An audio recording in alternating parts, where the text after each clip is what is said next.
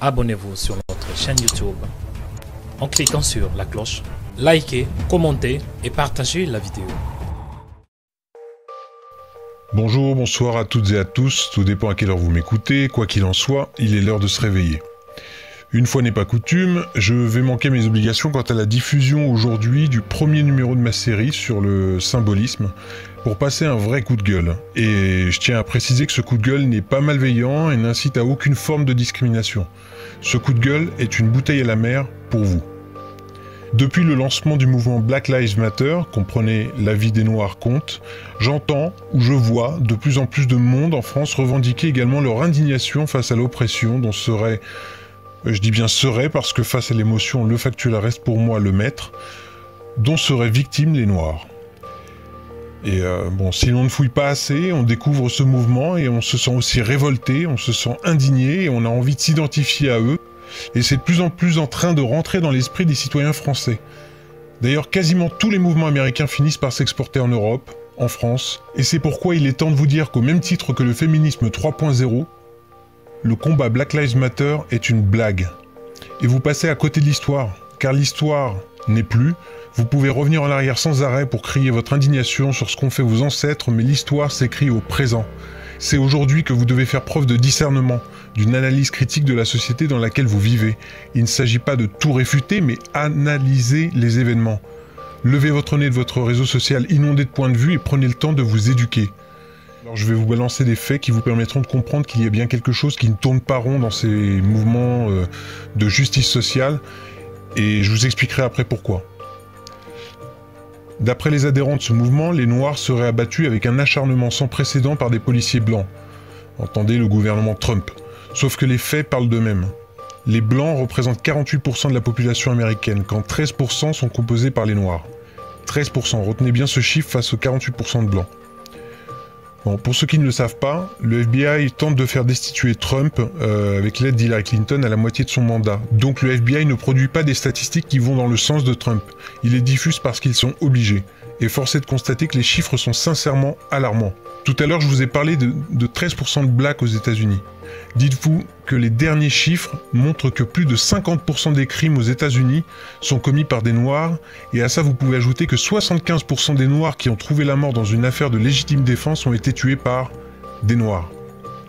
Que nous montrent tous ces chiffres ? Eh bien, que vous le vouliez ou non, le bilan est clair. Les premiers tueurs des Noirs aux États-Unis sont noirs. Je sais, ça fait mal, mais j'ai encore mieux. Les chiffres ont surtout explosé depuis l'élection d'Obama.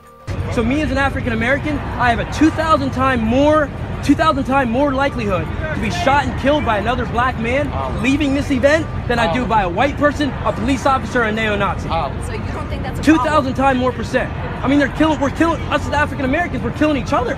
En d'autres termes, l'idée instillée par Obama puis soutenue par Hillary Clinton et les médias selon laquelle les blacks sont tués par des blancs est totalement fausse. Et si vous êtes tombé dans ce piège au point de propager vous-même cette propagande sur les réseaux sociaux, c'est qu'il va falloir remettre en question votre esprit critique et urgemment.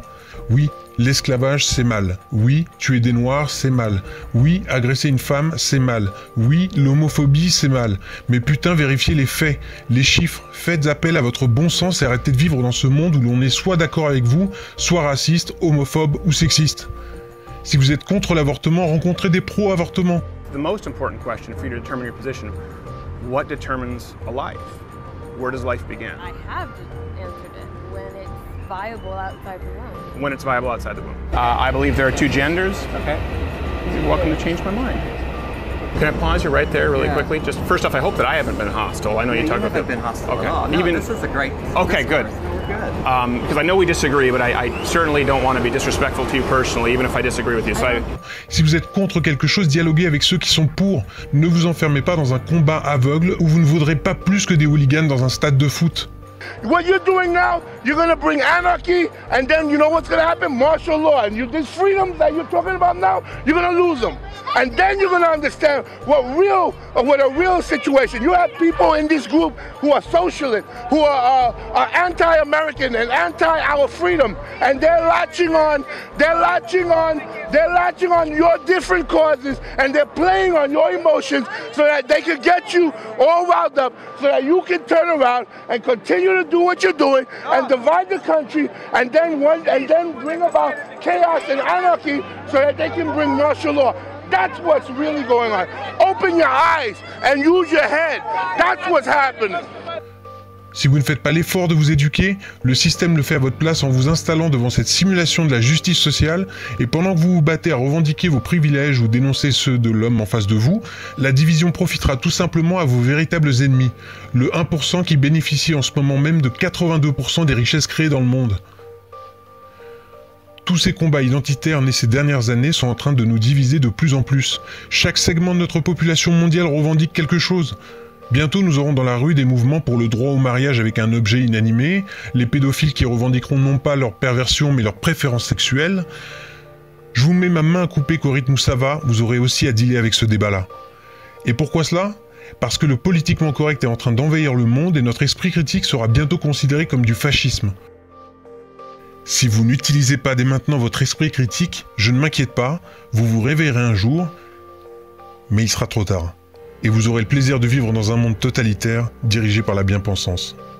Merci à vous de m'avoir suivi jusqu'au bout.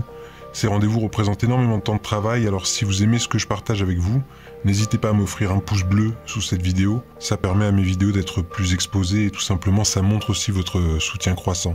Et je vous en remercie. N'hésitez pas également à vous abonner, la section commentaires est à vous. Chacune de vos voix sont les bienvenues, même les sceptiques, tant qu'on discute avec respect. Prenez soin de vous.